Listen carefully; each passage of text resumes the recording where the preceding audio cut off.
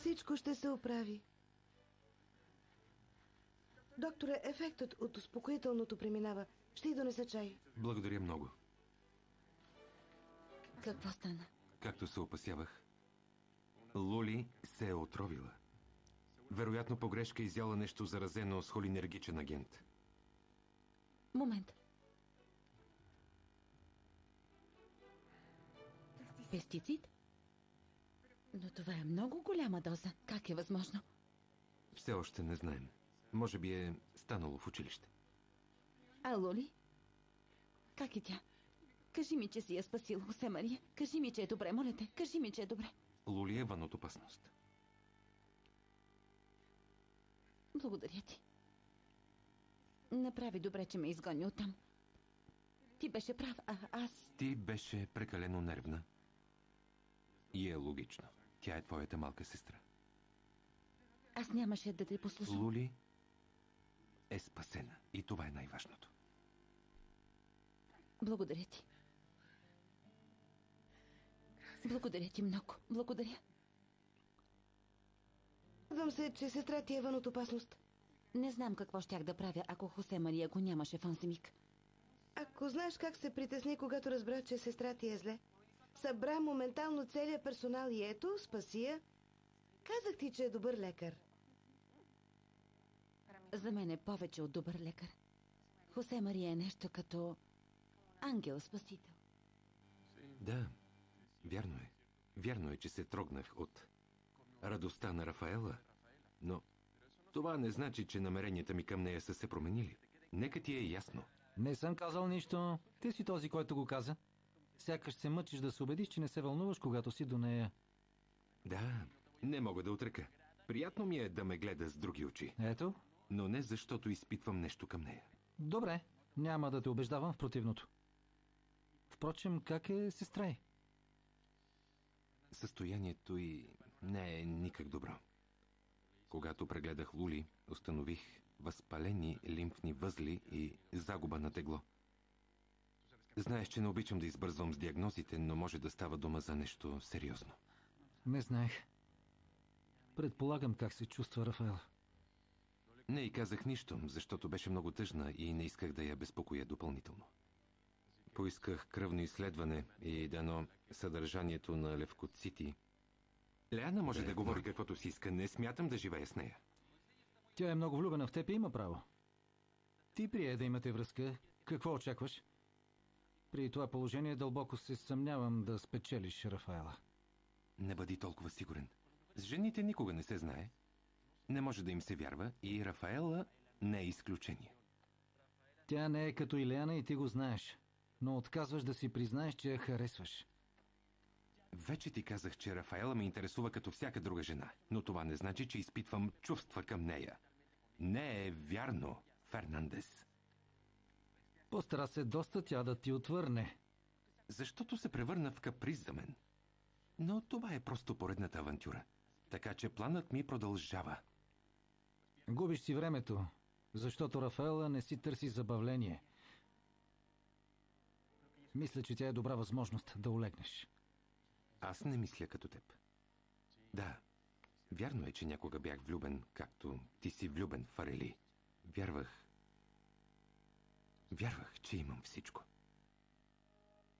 Отдадох се и смятах, че завинаги. Но се разочаровах. Разбирам, че тази жена те е наранила много чема, но не всички са еднакви. Не смятам да преживявам отново същото нещо. Затова не вземам жените на сериозно. Не желая да означават нищо за мен. А това включва и доктор Мартинес. Ще ме попитате какво правиш Алфредо тук? Реших, че вече си говорим на ти. И не смятах да ви питам. Не смятах да те питам. Не се очудвам, че се виждаш с него. Знам, че жените са непредвидими. Аз нямам какво да крия. Посъветвах го да поговори с жена си и да се бори за нея. Може ли да знам защо имаш такъв интерес двамата да се съберат?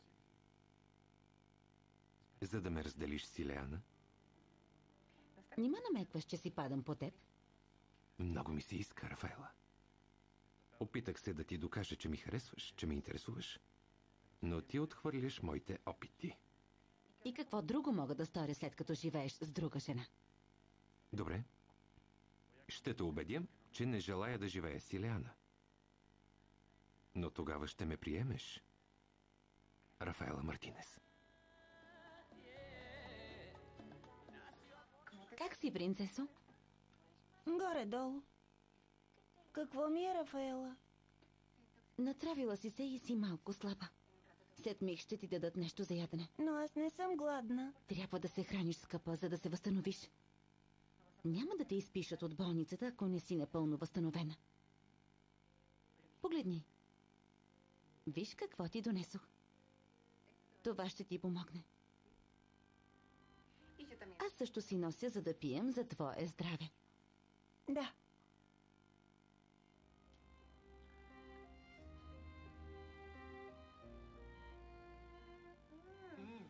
Вкусно е, нали? Много.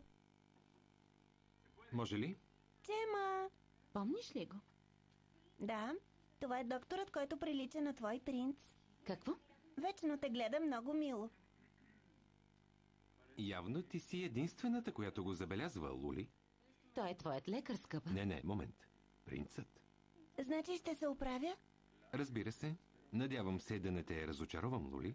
Освен това, винаги награждавам момичетата, които се държат добре. Тогава ще се държа много добре. Какво ще ми дадеш? Лули, какво говориш? Не, няма проблем. И така, нека видим. Лули е напълно права. Трябва да преговаряме. Момент да помисля. Сетих се. Ще уредя да прекараш нощта в добра компания. Ще останеш при мен? Да речем, че ще бъде изненада. Ще видиш. Доктор Мартинес, как е, сестра ви? По-добре, благодаря. Чудесно. Мамо, това е доктор Байес, лекарят, който спаси Лули, майка ми. Здравейте, приятно ми е, госпожо. За мен е удоволствие. Не, удоволствието е мое, докторе. Много исках да ви видя. Ужасно съм ви задължена. Нямам думи да ви благодаря за онова, което сторихте за Лули. Не, това ми е работата. А доктор Мартин знае, че бих направил всичко за нея или за семейството й. Докторе, благодаря. Ще ви оставям, беше ми приятно. Мамо, Доктор Мартинес, извинете ме. Благодаря, докторе. Той е, нали? Това е докторът, който е откраднал сърцето ти. Не е нужно да казваш нищо. Виждам го в очите ти, дъще. Дано те обикне, както ти обичаш него, скъпа. Много е красив. Влез. как е тя? В добро настроение. Да, предполагам. Беше доволна от куклата. Това ли беше добрата компания, която й обеща? Да, просто ми е хрумна. Много мило от твоя страна. Лули се надяваше да получи кукла и смятах да й купя с първата си заплата, но ти ме изпревари. Наистина направи щастлива. Не знам кой е по-щастлив. Дали Лули, че я получи, или аз, че я зарадвах. Бих дал всичко да те накарам да се усмихнеш като нея. А вие? Съжалявам, не мога да свикна да ти говоря на ти.